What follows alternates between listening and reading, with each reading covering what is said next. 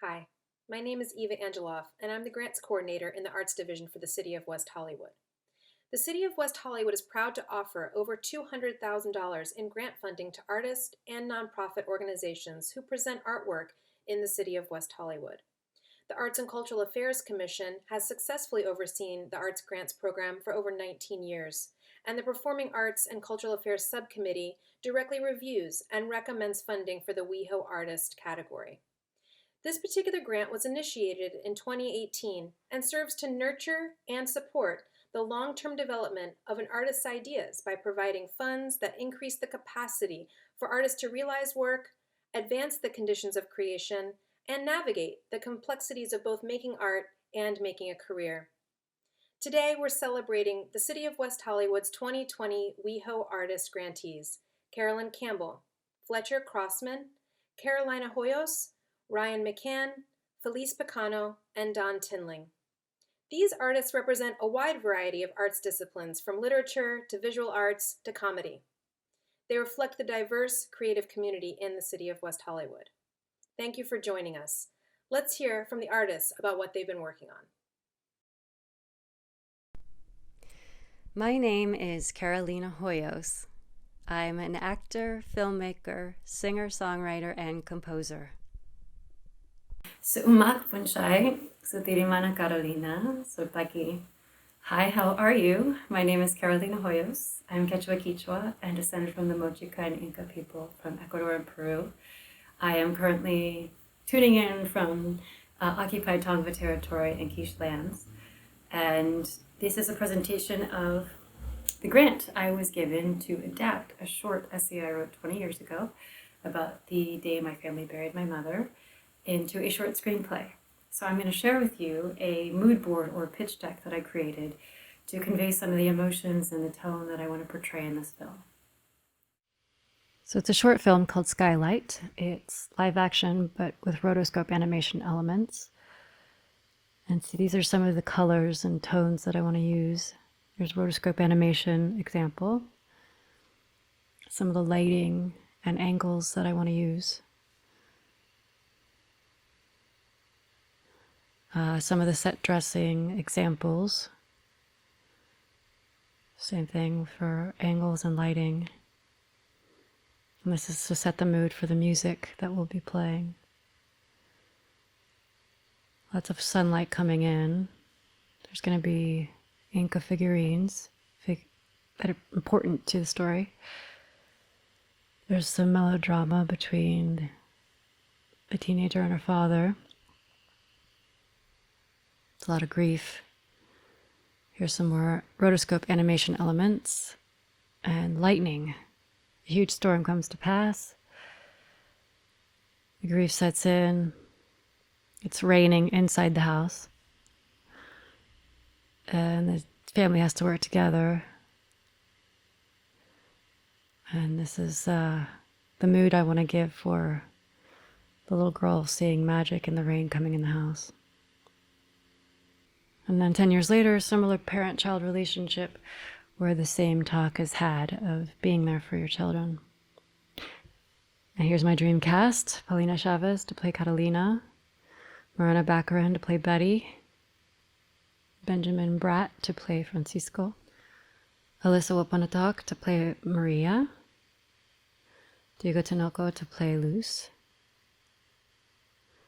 and Isabella Moner to play Paula 10 years later. Thank you so much. Hello, my name is Carolyn Campbell, and I'm a writer and a photographic artist.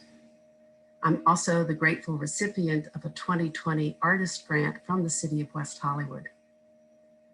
The vision for my best-selling debut book, City of Immortals, was to bring the cultural icons, the artists, writers, musicians, and dancers buried in Paris's Père Lachaise Cemetery, to life on stage.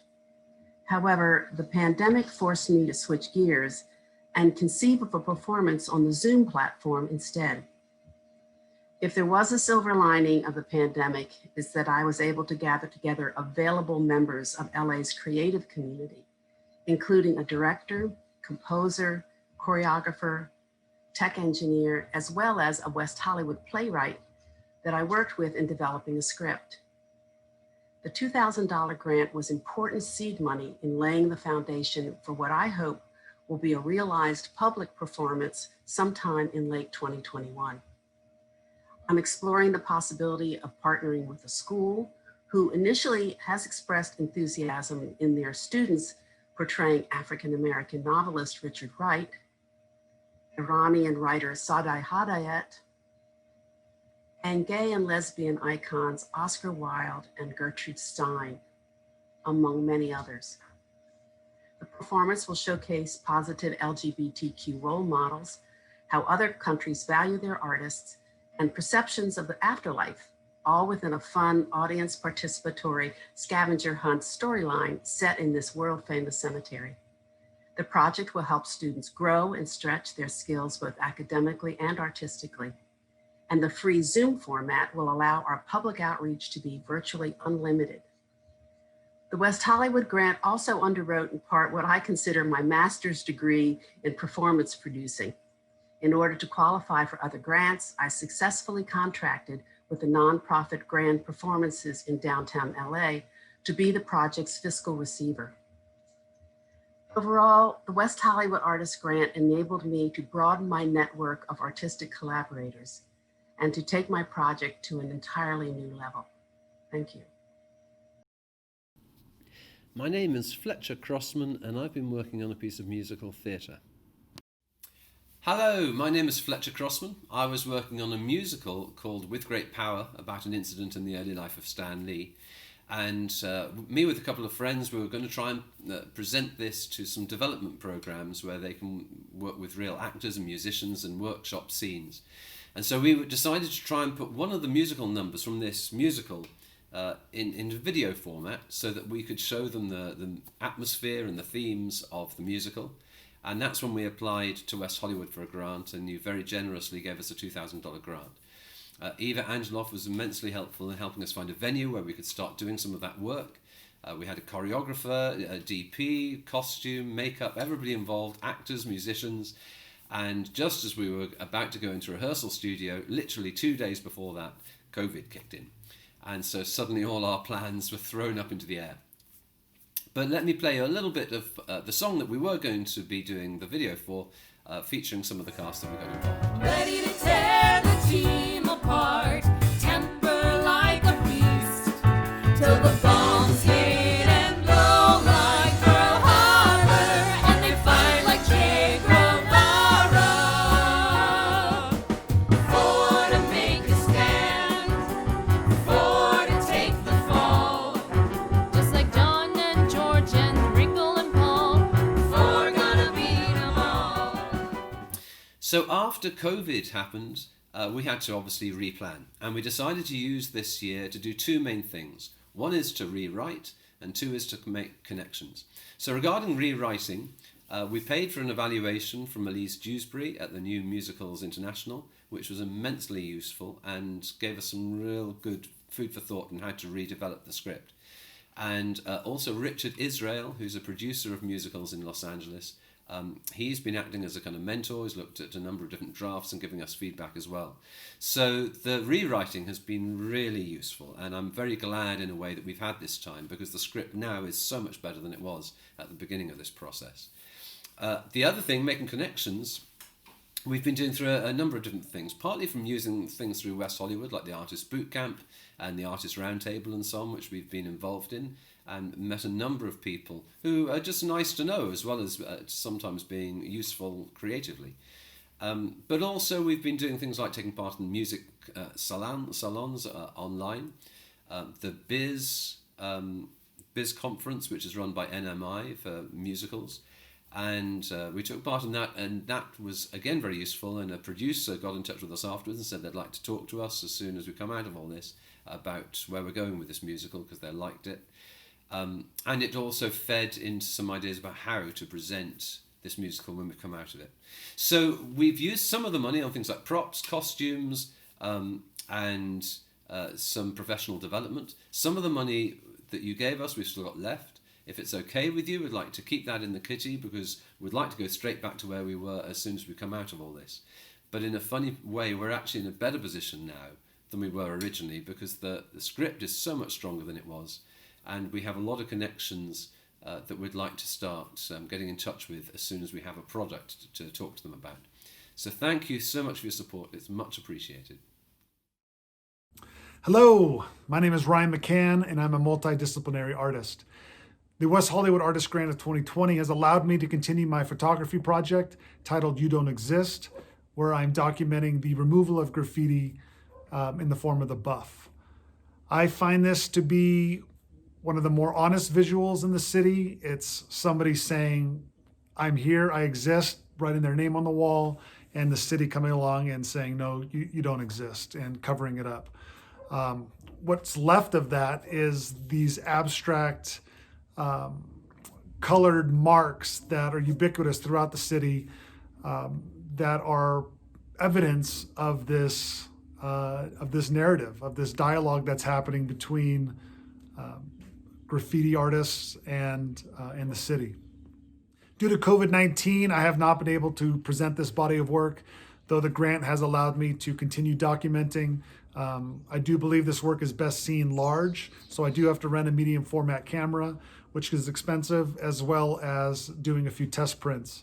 The good news is that the work is beautiful. I'm very thrilled and excited to show this work in the near future. And I hope you all can come, and I want to thank the City of West Hollywood again for supporting the arts, and I hope to see you at the show. My name is Don Tinling, and I'm a visual artist. Hi, this is Don Tinling. I'm a recipient of the 2020 WeHo Artist Grant. I want to thank the City of West Hollywood Arts Division for their work sponsoring artists and awarding me an artist grant to manifest this work. The grant enabled me to print, mount, frame, and install these photographs. These are archival pigment prints on Honolulu paper, most of them in repurposed vintage frames. Due to the COVID-19 pandemic, stay-in-place orders, our planned public exhibition was not possible, so I created an installation of the work in my studio. During today's conflicted times, comedy is very effective in raising the cultural awareness of oppression, fear, shame, and stigma. I'm interested in the concept of the uncanny and comedy as a healing modality. I've become interested in the art form of the clown because clowns hold truth to power and uplift social awareness. The magic of a clown creates a spirit that also shows how life is worth living in spite of hardships. I believe the work that clowns do is very spiritual in its nature, in that it can cause a transformation of the heart. When I photograph these magical creatures and bring them to life, I see their essence and experience a change of heart. This grant supported time for research and deeper exploration of these images. I realized how clowns also employ gender nonconformity into their art form. My virtual exhibition amounted to a studio visit and an artist talk with Sister Unity from the Sisters of Perpetual Indulgence. I wanted to sit with her to discuss this work because the Sisters of Perpetual Indulgence use humor as a catalyst for social change. Here is a revelatory moment from our conversation. People who want to do something creative or have just a desire to do that there's a difference between wanting to say something and having something to say. And I think that lots of times we may have the desire to do something, to take photographs or to paint a picture, draw a drawing, or to write a story. And sometimes we just have to do it and get started doing it. And in time we realize, oh, the reason why I want to do this is because I have something to say. We may not know what it is we have to say at first, but if we stick with it, it will come out and it will develop. That's right. It will. If you keep just making, then organically over time, it will connect to what I call your intuitive imagination. And the things that are in you to say, the things that matter to you, whether it's justice or freedom or free thought or whatever it is that is a natural thing that you believe emotionally with your heart as well as your mind, that will organically marry with what you're doing technically, with the making that you're doing, and will become part of your voice, become part of the things that you make.